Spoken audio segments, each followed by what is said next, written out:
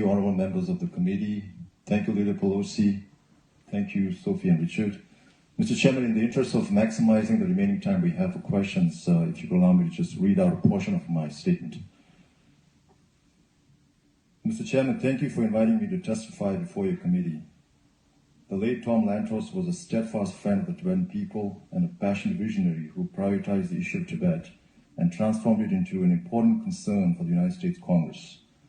I want to thank you, co-chairs McGovern and Pitts in particular, for carrying on the work of the late Tom Lantos and for your strong commitment to the Tibetan issue. Your decision to hold this hearing clearly demonstrates your care and concern for Tibet and the Tibetan people. Mr. Chairman, I was by His Holiness the Dalai Lama's side during his recent visit to Dallas, Orange County, and New York from July 1st to 12th. The visit was organized to celebrate His Holiness's 80th birthday. I'm pleased to inform you that His Holiness at 80 is still strong, active, and tirelessly promoting his message of oneness of humanity, compassion, preservation of Tibet's Buddhist culture and environment, and a world free of violence. Tibetans are indeed blessed to have His Holiness the 14th Dalai Lama as our beloved leader. On behalf of His Holiness and the Tibetan people, I would like to express my deep gratitude for the outpouring of support and positive messages that we received from members of Congress on His Holiness's 80th birthday on July 6th. Mr. Chairman, I would also like to express my deep sadness over the recent death of Tenzin Delek Rinpoche, the well-known Tibetan human rights activist who was serving a 20-year sentence for charges that Rinpoche has always denied. I want to especially thank you, Chairman McGovern, for your active support in calling for the release of Tenzin Delek Rinpoche on medical parole. We hope Chinese authorities will come forward with the circumstances surrounding his death and promptly return his body to his family.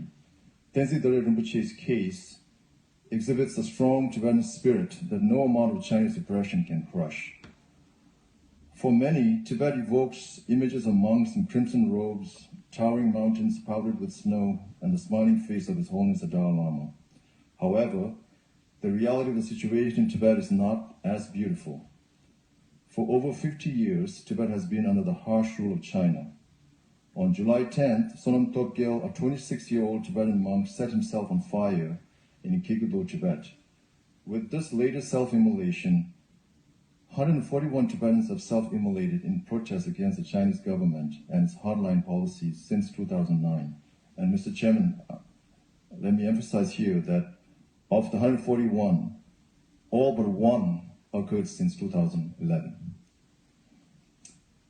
Instead of investigating the conditions compelling Tibetans to take extreme measures such as self-immolation and redressing the flawed policies, the Chinese government continues its policies of political repression, cultural assimilation, social discrimination, economic marginalization, and environmental destruction in Tibet.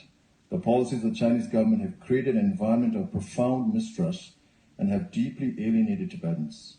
Today, I would like to focus my remarks on the Tibetan leadership's middle way approach to securing genuine autonomy for Tibetans and the upcoming electoral process for electing the Sikyong, the Tibetan political leader, and the election of other Tibetan leaders.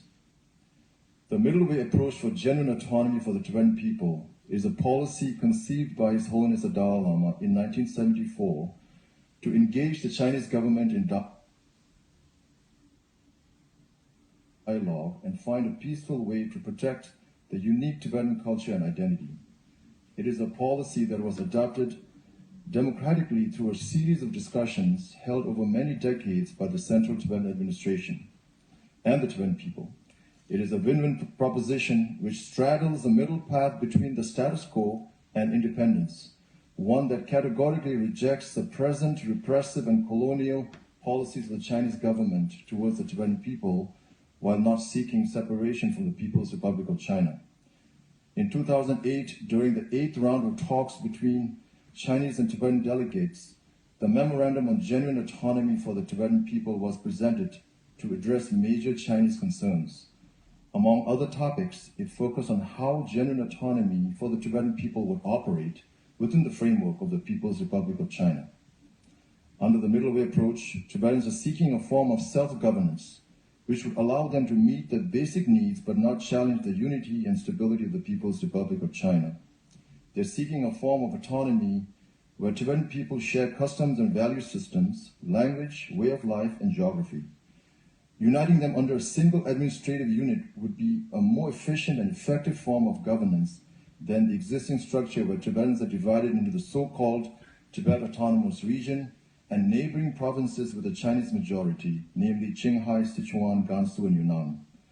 The Tibetan leadership believes the middle way approach is the most viable solution to the current urgent situation inside Tibet. It is also the approach which has enjoyed the strongest international support. Many national governments, parliaments, Nobel laureates, prominent Chinese, Tibetan leaders in Tibet, and world leaders have supported the middle way approach. After President Obama's meeting with His Holiness on July 16, 2011 and February 21, 2014, the White House applauded the Dalai Lama's commitment to nonviolence and dialogue with China and pursuit of the middle way approach, and encouraged direct dialogue to resolve the long-standing differences, saying that a dialogue that produces results would be positive for China and Tibetans.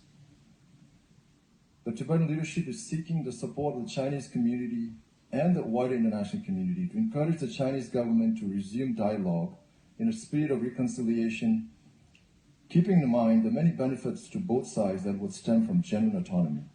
The middle way approach is a mutually beneficial proposition. It is not only the most viable solution to resolving the Tibet issue, but also a model for resolving other conflicts in the world.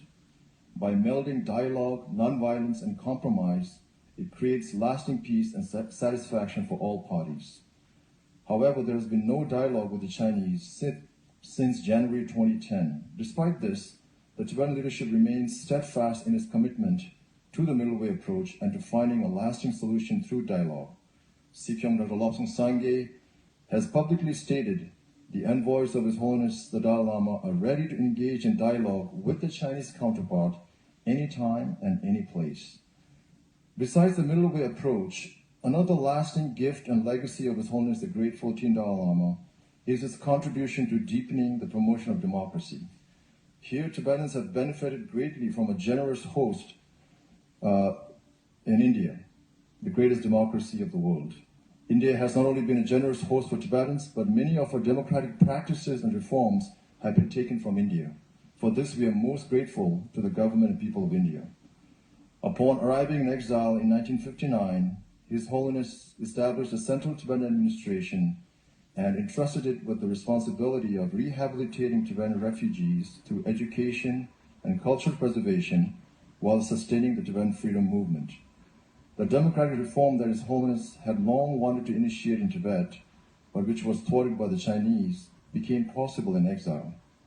As a way to transition into a democratic future for Tibet, His Holiness advised the Tibetan people to elect their own representatives by introducing a new way of governance, one that prioritizes the needs of Tibet and of the Tibetan people above all else.